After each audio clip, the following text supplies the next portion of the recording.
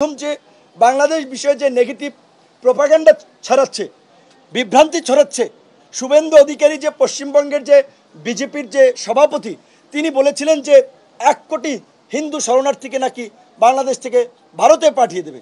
কোন কুলাঙ্গার এই দেশের একজন সংখ্যালঘুকে ভারতে পাঠাবে?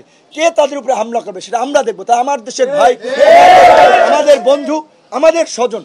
আসসালামু আলাইকুম প্রিয় দর্শক, আমাদের এই মহান বিজয়ের পরে বাংলাদেশের কিছু মানুষ কিন্তু এই বিজয়ের পরে তারা ছিল সবার পিছের কাতারে, এখন চলে এসছে সামনের কাতারে এবং তারা এই সুযোগে তারা নিজেদের স্বার্থ হাসিল করছে, অনেক জায়গায় ভাঙচুর করছে, অসহায় মানুষকে বিভিন্ন জায়গায় অসহায় মানুষের উপর নির্যাতন চালাচ্ছে। প্রিয় দর্শক, চলুন এ বিষয় নিয়ে আমরা বিপিনুরের একটি বক্তব্য শুনবো, তারপরে থাকছে আমাদের গুরুত্বপূর্ণ আলোচনা। আপনারা এই খবরটুকু পৌঁছে দেবেন। এই যে ঘর পোড়ার মধ্যে যারা আলু পোড়া খেতে চায়, এদের ভিডিও রাখুন। ইন্টারিম গভর্নমেন্ট হইলে বিচারের মুখোমুখি তাদের হতে হবে।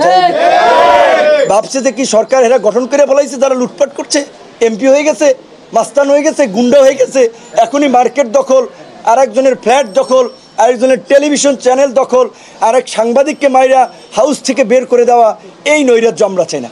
আমরা একটা শান্তি সম্প্রীতির বাংলাদেশ চাই, একটা সহনশীল সমাজ চাই, একটা গণতান্ত্রিক মূল্যবোধের সমাজ চাই। মারামারি, হানাহানি, প্রতিশোধ, প্রতিহিংসা এই দেশে গত 53 বছরে চলেছে। এই অ্যানালগ রাজনীতি, old generation corrupted politics, dirty পলিটিক্সকে তরুণ সমাজ ধুয়ে মুছে তারা পরিষ্কার করে নতুন রাজনীতি, নতুন বাংলাদেশ বিনির্মাণ করবে। যেই কারণেই তরুণরা আজকে এই শিক্ষা প্রতিষ্ঠান থেকে রাজপথে কোটা সংস্কার থেকে রাষ্ট্র সংস্কারের দাবি তুলেছে।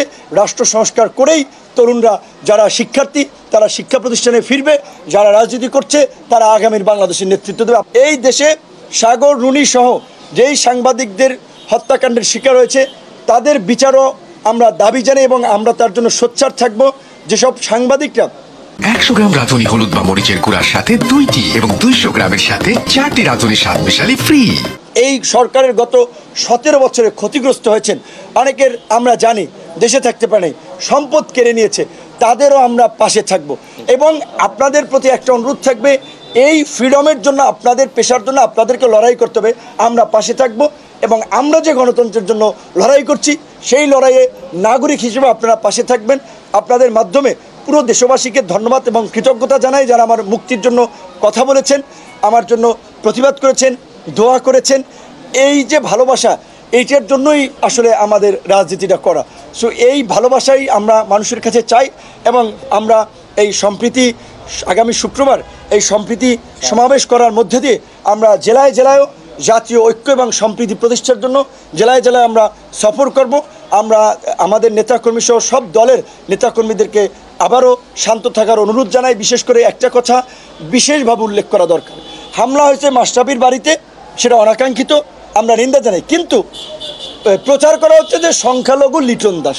তাহলে এই যে ভারতীয় গণমাধ্যম যে বাংলাদেশ বিষয়ে যে নেগেটিভ প্রোপাগান্ডা ছড়াচ্ছে, বিভ্রান্তি ছড়াচ্ছে, শুভেন্দু অধিকারী যে পশ্চিমবঙ্গের যে বিজেপির যে সভাপতি, তিনি বলেছিলেন যে 1 কোটি হিন্দু শরণার্থীকে নাকি বাংলাদেশ থেকে ভারতে পাঠিয়ে দেবে। কোন কুলাঙ্গার এই দেশের একজন সংখ্যালঘুকে ভারতে পাঠাবে? কে তাদের উপরে হামলা করবে সেটা আমরা দেখব। তা আমার দেশের ভাই, আমাদের বন্ধু, আমাদের স্বজন।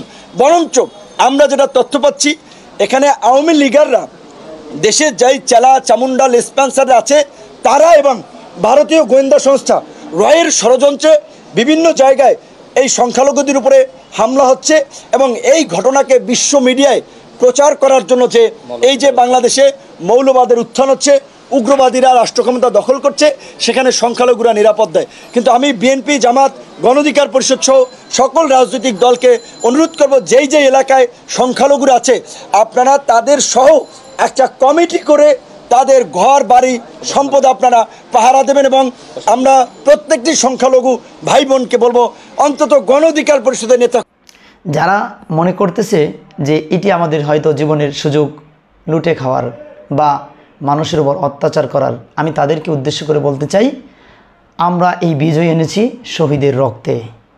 অর্থাৎ আমরা যারা বিজয়ী হয়েছি, আমাদের এখন একটি উদ্দেশ্য, এই বাংলাদেশের মানুষ, প্রত্যেকটি মানুষকে কিভাবে তাকে শান্তিতে চিন্তামুক্ত রাতে ঘুমানোর ব্যবস্থা করা, রাস্তাঘাটে চলাফেরা স্বাভাবিক করা এবং খাদ্যদ্রব্যর বাজার নিয়ন্ত্রণ করা এবং পুরো বাংলাদেশটাকে সুন্দর করে সাজিয়ে তোলা। যারা ভুল করেছে, যারা অতীতে মানুষের উপর জুলুম করেছে, তাদের জন্য সংবিধানের আইন রয়েছে, তাদেরকে এই দেশে বিচার করা হবে, তাদেরকে আইনের আওতায় দাঁড়া করানো হবে। আমরা কেউ আইনকে হাতে তুলে নেব না, কারণ যদি আজকে আমি আইন হাতে তুলে নেই, কালকে কিন্তু এই যে জুলুম আমি করতেছি মানুষের উপর, সেই জুলুম আমার উপর আসবে। এর প্রমাণ যারা অতীতে জুলুম করেছে তারা কিন্তু এখন সাজা পেয়েছে বা সাজা পাবে, বা তাদের পরিস্থিতি কোথায় গিয়েছে। আজকে আমি যদি তাদের মতো হয়ে যাই, আমাদের পরিস্থিতি কিন্তু ওই জায়গায় চলে যাবে। এজন্য প্রিয় দর্শক, আমরা আগামী দিনের বাংলাদেশ গড়ব জনগণের জন্য, নিজের জন্য নয়।